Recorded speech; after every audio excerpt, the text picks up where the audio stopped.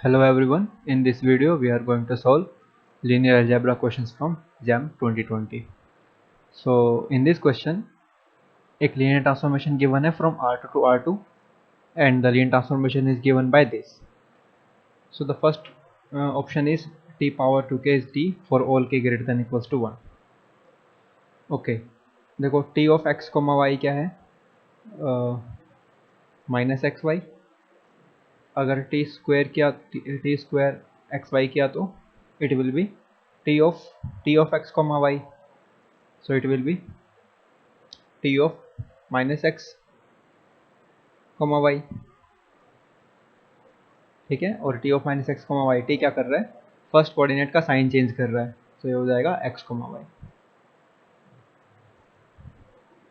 तो इसका क्या मतलब हुआ कि जो टी स्क्वायर है वो आइडेंटिटी ट्रांसफॉर्मेशन है, कि सेम एलिमेंट को सेम एलिमेंट पे रख देता है. So T square is identity. But अब टी स्क्वायर आइडेंटिटी है, ऐसे ही तुम देखोगे तो टी पावर 4 भी आइडेंटिटी आएगा, टी पावर 6 भी आइडेंटिटी आएगा, and so on. So basically T power 2k is identity. पर ये बोल रहा है T power 2k is T. So T is not identity है ना, सो इसलिए इसको रॉन्ग कर देंगे.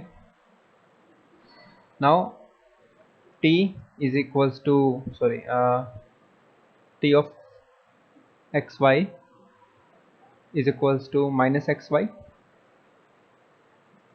फिर टी स्क्वायर ये आ जाएगा, टी क्यूब करेंगे तो फिर से एक्स वाई पे टी लगाना पड़ेगा. So that will be minus x y again. Similarly T power 5 भी वही आएगा, T power 5 of x comma y is equals to minus x comma y. ऐसे चलते रहेंगे. तो जितना भी ओड है ये टी पावर 2k प्लस 1, वो असल में टी के इक्वल ही आ जा रहे हैं, है ना, बिकॉज टी भी वही दे रहा है और टी क्यूब भी वही दे रहा है, टी पावर 5 भी वही दे रहा है. तो इसलिए T power 2k plus 1 is equals to T. पर ये बोल रहा है माइनस टी, है ना, तो इसलिए ये भी गलत है. So now let's check option C and D. So these two are incorrect. Now let's check them. The range of t square is a proper subspace of the range of t. Okay, तो ये बोल रहा है T square की जो range है वो proper subspace होगी टी की रेंज का. चलो टी स्क्वायर की रेंज निकाल लेते हैं. टी स्क्वायर क्या आया था, T square of x comma y क्या आया था, is equals to x comma y. मतलब टी स्क्वायर तो आइडेंटिटी मैप है, और इसकी रेंज क्या हो जाएगी, फिर सारे ही एलिमेंट मैप हो जाएंगे ये तो, है ना. सारे एलिमेंट मैप हो गए तो रेंज क्या हो जाएगी, रेंज ऑफ टी स्क्वायर पूरा का पूरा R2 हो जाएगा, क्योंकि सारे एलिमेंट मैप हो गए. अब टी की रेंज निकाल लेते हैं. ठीक है, तो टी क्या है, T of x comma y is equal to minus x y. ये मैप है. अच्छा, अगर ये मैप ऑन टू है, ऑन टू मतलब टी R2 से R2 है ना, तो ऑन टू है अगर, तो इसका मतलब यहाँ पे सारे एलिमेंट मैप हो जाएंगे अगर ऑन टू है तो टी की जो रेंज है, रेंज ऑफ टी है, वो भी R2 हो जाएगी, है ना. अगर ये मैप ऑन टू हुआ तो रेंज इसकी टी की रेंज भी ये आ जाएगी और टी स्क्वायर की रेंज भी ये आ जाएगी, तो दोनों की रेंज बराबर हो जाएगी. The range of T square is equal to the range of T. तो ये ऑप्शन करेक्ट हो जाएगा. Okay, now we want to check क्या ये ट्रांसफॉर्मेशन ऑन टू है. उसके लिए हम क्या करेंगे, यहाँ पे कोई भी रैंडम एलिमेंट उठा लिया, है ना, आर्बिट्ररी एलिमेंट उठा लिया यहाँ से कोई भी R2 में से, लेट से ए कोमा बी उठा लिया कोडोमेन में से. अगर इसकी प्री इमेज मिल जाती है, अगर टी में इसकी प्री इमेज मिल जाती है, तब हम क्या बोलेंगे कि ये हर एक एलिमेंट की प्री इमेज मिल रही है, मतलब फंक्शन ऑन टू है. तो इसकी प्री इमेज क्या मिलेगी, माइनस ए कोमा बी.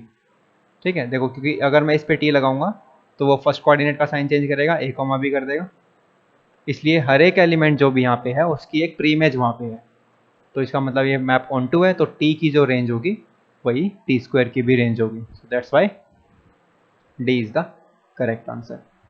इस क्वेश्चन में 6x6 की मैट्रिक्स गिवन है और इसकी दो आइगन वैल्यूज गिवन है 2 एंड -1. देन ये पॉलिनोमियल गिवन है.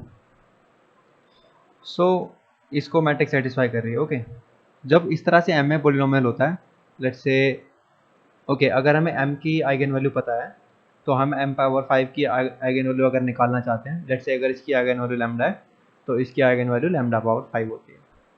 ओके, सो m पावर अगर इस 2 को ले लें, 2 is the eigen value of m, तो m पावर 5 की आइगन वैल्यू क्या होगी, to power 5।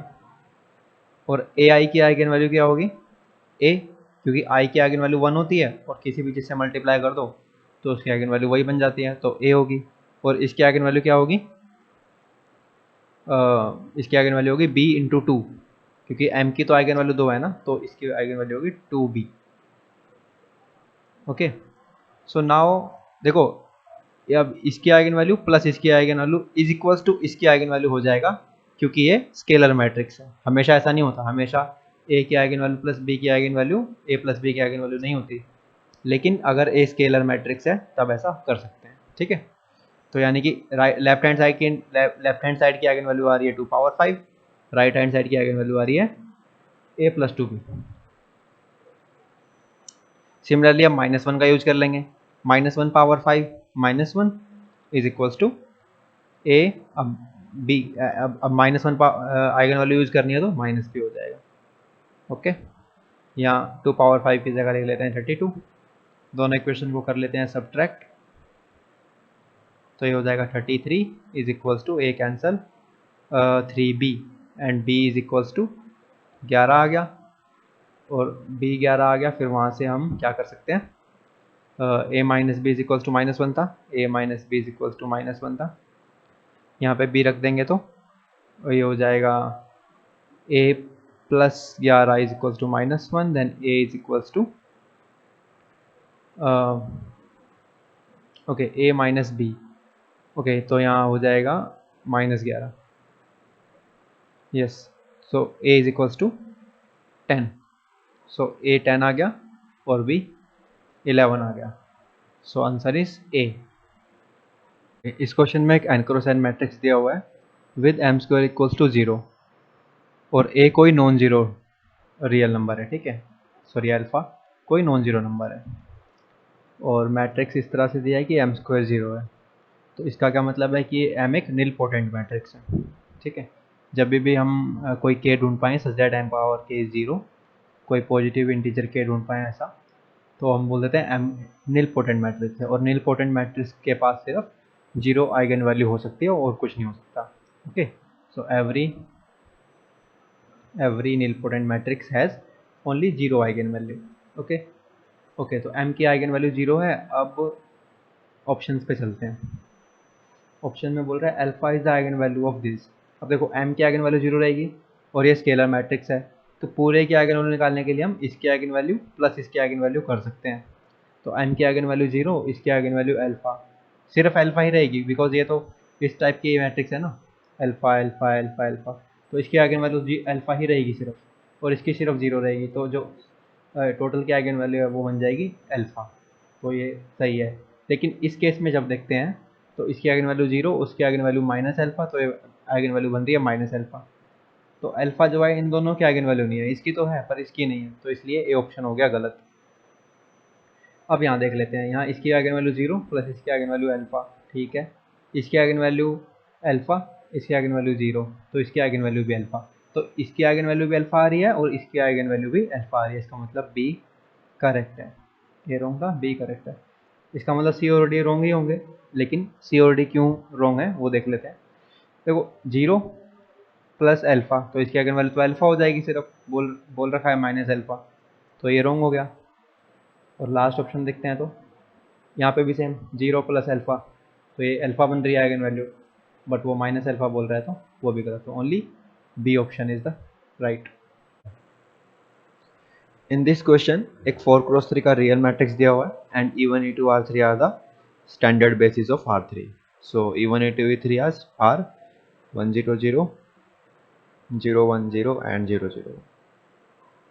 So the first option is if rank of m is 1 then these two elements are linearly independent। तो इनको थोड़ा विजुअलाइज कर लेते हैं कि ये जो वेक्टर्स हैं वो कैसे दिखेंगे। तो मैट्रिक्स जो है वो 4x3 की है, सो लेट्स से alpha 1 alpha 2 alpha 3 and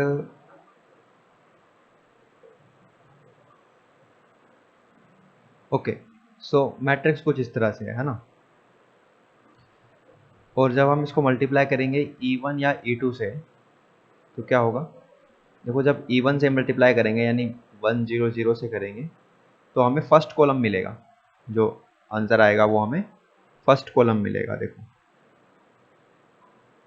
okay, तो देखो ME1 मतलब फर्स्ट कॉलम और ME2 मतलब सेकंड कॉलम। तो ये पूछ रहा है कि अगर रैंक 1 है तो क्या फर्स्ट टू जो कॉलम्स हैं वो लीनियरली इंडिपेंडेंट होंगे। ओके, सो सी, अगर रैंक 1 है तो पहली बात तो कोई भी दो रो या कोई भी दो कॉलम लीनियरली इंडिपेंडेंट एग्जिस्ट कर ही नहीं सकते, वरना रैंक या तो 2 होता या 2 से ज़्यादा होता। ठीक है, तो सीधा सा ये ऑप्शन गलत हो जाएगा। और अगर तुम एग्जाम्पल बनाना चाहो तो एग्जाम्पल तुम ये बना सकते हो कि एक ऐसी मैट्रिक्स ले सकते हो 0 0 0, उसका फर्स्ट कॉलम ही तुमने 0 ले लिया, अब यहाँ पे 1 ले लिया या कुछ भी ले लिया, you can do anything. Okay, let's say ये मैट्रिक्स ले ली। इस मैट्रिक्स का रैंक 1 है बिकॉज इसकी रो एक्लन फॉर्म में एक नॉन जीरो रो रहेगी, रैंक 1 है। लेकिन जब तुम ME1 और ME2 करोगे तो ये दोनों जो कॉलम है ये लीनियरली डिपेंडेंट है, ना कि इंडिपेंडेंट। सो ए हो गया गलत। Similarly okay, so A is false. Now if rank is 2, अगर रैंक 2 है तो क्या ME1 क्या क्या दो कॉलम, क्या ये अब फर्स्ट दो कॉलम इंडिपेंडेंट होंगे। देखो हमें ये पता है कि रैंक 2 है तो इसका मतलब कोई दो कॉलम तो इंडिपेंडेंट होंगे, तीनों को तो आपस में डिपेंडेंट हो नहीं सकते। बट जरूरी नहीं है ना फर्स्ट टू ही इंडिपेंडेंट हो। मतलब कहने का मतलब ये है कि मान लो फर्स्ट कॉलम है 1 0 0 0, सेकंड कॉलम है 0 0 0 0 और थर्ड कॉलम है 0 1 0 0। ठीक है, इस तरह की मैट्रिक्स है। अब क्या हुआ कि देखो ये दोनों तो हैं इंडिपेंडेंट। ठीक है, क्या हुआ कि ये दोनों इंडिपेंडेंट हैं और क्या कहते हैं मैट्रिक्स का रैंक भी 2 है, क्योंकि रो एक्लन फॉर्म में दो नॉन जीरो रो रहेंगी, रैंक 2 हो गया। लेकिन जो फर्स्ट टू कॉलम्स हैं वो डिपेंडेंट हैं, है ना, ME1 दिस और ME2 दिस, ये दोनों आ जाएंगे डिपेंडेंट। जीरो देखो, जीरो किसी भी सेट में होती है तो वो सेट डिपेंडेंट हो जाता है, ठीक है ना। तो इसलिए क्या होगा, ये ये भी गलत हो गया। Okay, so let's come to the third option. Third option देखो सेम ही बात बोल रहा है कि रैंक 2 कर दो और अब की बार फर्स्ट टू कॉलम को ना देख के फर्स्ट और थर्ड कॉलम को देखो। तो अब की बार हम फर्स्ट टू को इंडिपेंडेंट बना देते हैं, है ना। And now in this case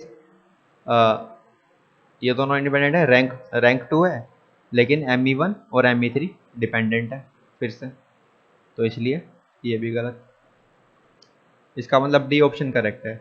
लेकिन डी ऑप्शन क्यों करेक्ट है ना। इसको तो मैं एग्जाम्पल, कोई भी चीज़ हमें जब प्रूफ करनी होती है तो हम एग्जाम्पल से नहीं कर सकते, है ना। जब हमें कंट्राडिक्शन लानी है, मतलब कि हमें डिसप्रूव करना है, तो हम एक काउंटर एग्जाम्पल ला सकते हैं, लेकिन इसको मैं एग्जाम्पल से प्रूफ नहीं कर सकता, है ना। तो अगर ये सही है तो, अगर गलत होता तो मैं कुछ एक गलत वाला एग्जाम्पल ला के दे देता। सो कैसे प्रूफ करें इसको, देखो रैंक 3 है और ये 4x3 की अगर मैट्रिक्स है तो ये कहाँ से कहाँ होगी, R3 से R4 होगी। ठीक है, तो ये ट्रांसफॉर्मेशन है वो R3 से R4 होगी। अब रैंक नलिटी थ्योरम क्या कहती है कि rank of the matrix plus nullity of the matrix किसके बराबर होता है, डायमेंशन ऑफ डोमेन के, यानी 3 के यहाँ पे। तो 3 plus nullity of A is equals to 3, तो नलिटी ऑफ ए कितनी आ गई, 0। Nullity of A is 0, nullity 0 आ गई। अब जब नलिटी 0 होती है तो इसका मतलब है ए इज 1 1।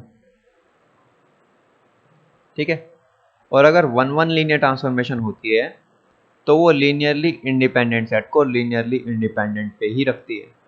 ठीक है, यानी कि अगर तुम लीनियरली इंडिपेंडेंट सेट ले रहे हो तो उसकी इमेज जो आएगी वो लीनियरली इंडिपेंडेंट ही आएगी अगर वो ट्रांसफॉर्मेशन 1 1 है।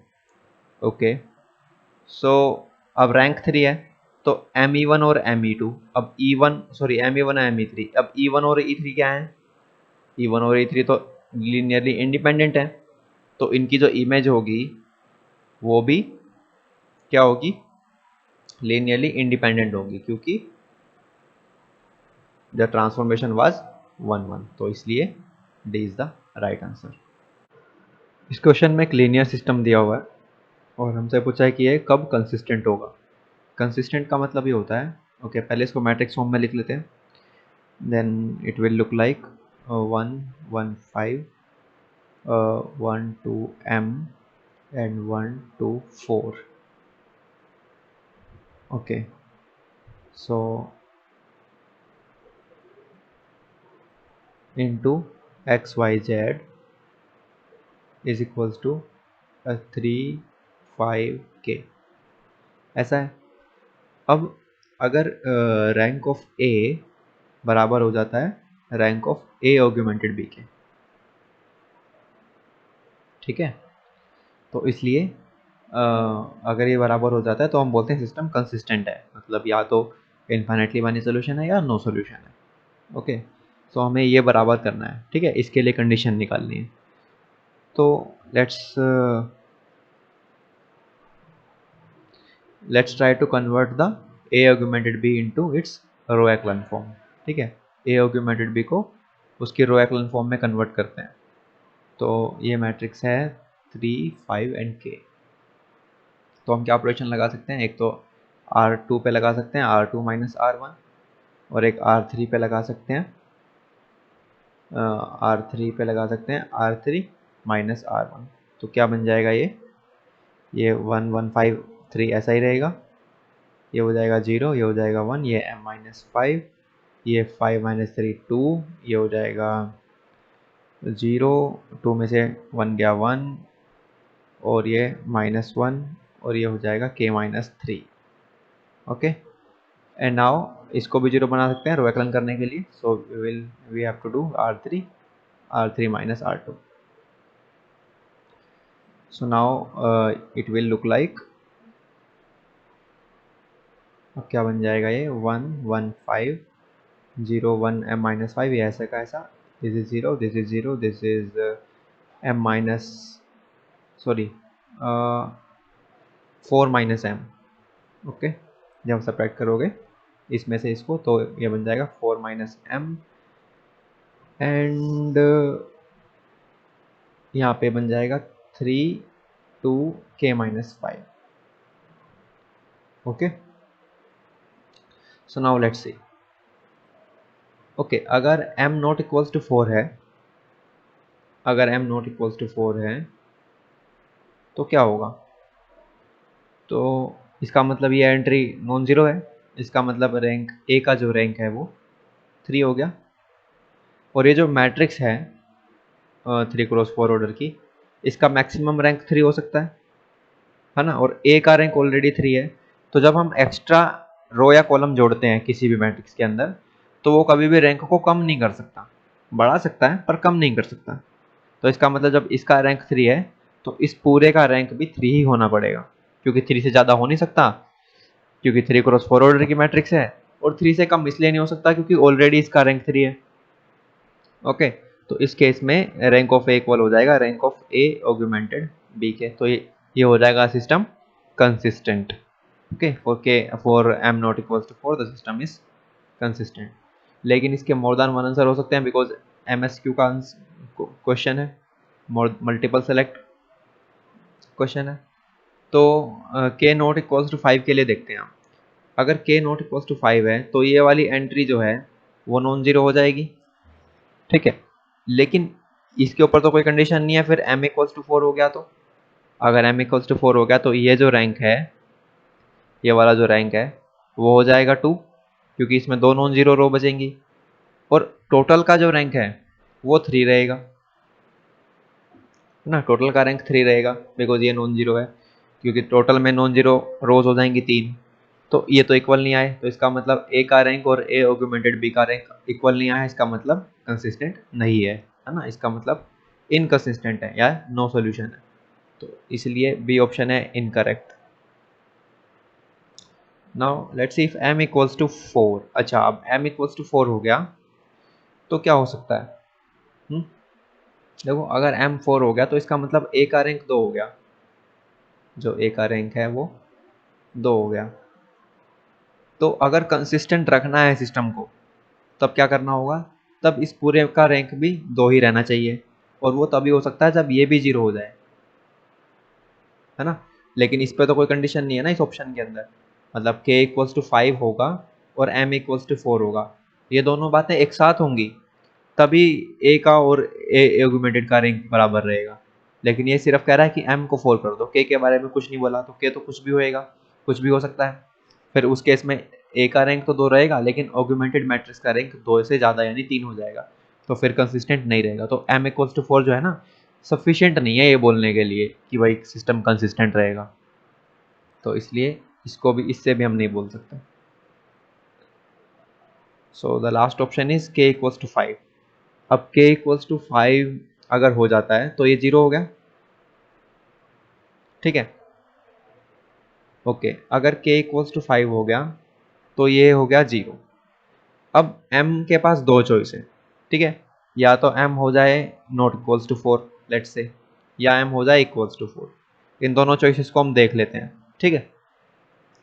अगर m नॉट इक्वल्स टू 4 हुआ तो a का रैंक क्या हो गया, 3, और फिर इस पूरे मैट्रिक्स का रैंक भी 3 ही होगा, क्योंकि 3 से कम नहीं हो सकता, ऑलरेडी वही वाला लॉजिक, क्योंकि इसमें ऑलरेडी इसका रैंक 3 है, और 3 से ज़्यादा तो हो ही नहीं सकता, बिकॉज कभी भी 3 क्रॉस 4 ऑर्डर की मैट्रिक्स है, उसका रैंक 3 से ज़्यादा नहीं हो सकता। तो उस केस में तो हो गया बराबर, तो उस केस में हो गया consistent, m not equals to 4 के लिए हो गया कंसिस्टेंट। अब देखते हैं, अब अगर m इक्वल्स टू 4 हो जाए तब क्या होगा।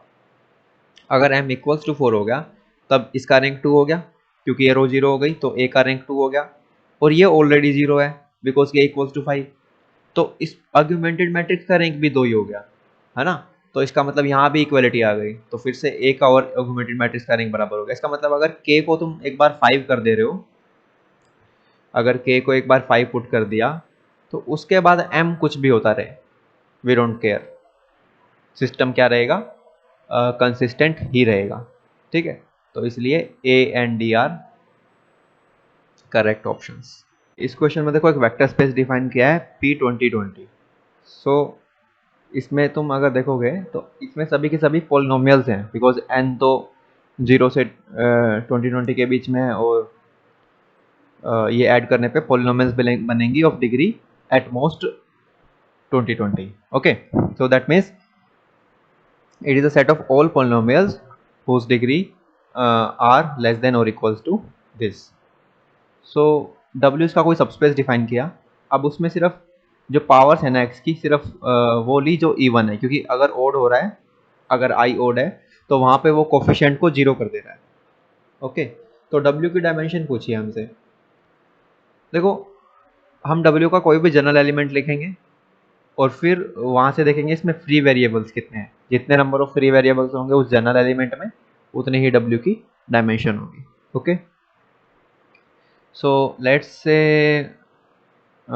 f belongs to w, then f कैसा दिखेगा, a नोट तो होगा, क्योंकि a नोट 0 नहीं हो सकता, because 0 is not an odd number, है ना। जो ओड वाले हैं वो 0 हैं सिर्फ। अब देखो a1 हो सकता है, a1 को 0 होना पड़ेगा, बिकॉज 1 इज ओड, जो भी ओड है उनको 0 होना होगा, उनके कोफिशिएंट को 0 होना होगा, तो ये वाली टर्म नहीं आएगी। तो क्या आएगा फिर, a2x², हाँ ये आ जाएगा, then a4x power 4 plus so on, कहाँ तक जाएगा, a2020 x पावर 2020, यहाँ तक जाएगा। अब इसमें हमें यह देखना है कि फ्री वेरिएबल्स कितने हैं। देखो a नोट फ्री है, क्योंकि a नोट कुछ भी हो सकता है, we will get different elements of w अगर a नोट को चेंज करते हैं। ऐसे ही a2 भी फ्री है, a4 भी फ्री है, एंड सो ऑन a2020 तक फ्री है, बट ये कितने हैं। ओके, चलो a नोट को एक बार हटा देते हैं, यहाँ से काउंट करते हैं 1 2, ओके, ऐसे ही चलता रहेगा 3 4 5 6। तो 2020 पे जब हम पहुंचेंगे तो हमें कितने मिल जाएंगे, तो हमें कितने फ्री वेरिएबल हो जाएंगे, 2020 divide by 2 plus this a note plus 1, so it will B 1 0 1 0 plus 1, that is 1 0 1 1, that is the answer. So in this question, this matrix M is given and we have to find this determinant. So this is a very easy question. So first of all, you can easily find 8i minus M. So 8i minus M will look like this: 9 minus 8 1 2 7 1 0, then oh sorry, it will be minus 1 because 8 minus 9, so it will be 8 minus 7, it will be 1 2 1 0 0, and 8 minus 11, it will be minus 3, and 6 0 0 minus 5 and 8. So this will be the 8i minus m matrix. And इसके बाद क्या कर सकते हो कि इसको आराम से एक्सपेंड कर सकते हो -1 के रिस्पेक्ट में, देन यहाँ से एक्सपेंड कर सकते हो एंड देन लास्ट में ये कर सकते हो. तो इसका जो डिटर्मिनेंट है that will be -6. You can easily calculate that. So -6 determinant आ जाएगा. और अब क्यूब का डिटर्मिनेंट निकालना है, then we can simply use the matrix determinant property, then we will get this. So what property I was talking about? The property that determinant of a dot b is equal to determinant of a dot determinant of b. तो ये property होती है. तो इसका use करके हम क्या बोल सकते हैं कि determinant of a power n, sorry, let's delete this. So determinant of a power n is equal to determinant of a whole power n. Okay, so इसका इस्तेमाल करके we can easily cube both side and -216 is the answer. So in this question a linear transformation is given from R7 to R7 and the nullity of t is 2. Okay, so rank of t will be, the rank of t will be from rank nullity theorem 7 minus 2 which is 5. Okay, so rank of T square पूछा है. देखो हमें दो properties का यहाँ पे use करना. एक तो ये कि rank of A into B is always less than equals to minimum of rank of A rank of B. Okay, एक तो हमें इस चीज़ का इस्तेमाल करना है. And the second thing is rank of A plus rank of B minus n is always less than equals to rank of A into B. देखो where n is n, अब अगर A और B की तुम multiply कर रहे हो तो क्या होगा, इसके कॉलम इसकी रो के बराबर होंगे, है ना. तो वो जो कॉमन नंबर है that is n. Okay, if A and B are rectangular matrix. So इन दोनों प्रॉपर्टीज का यूज करके देखते हैं क्या हो रहा है.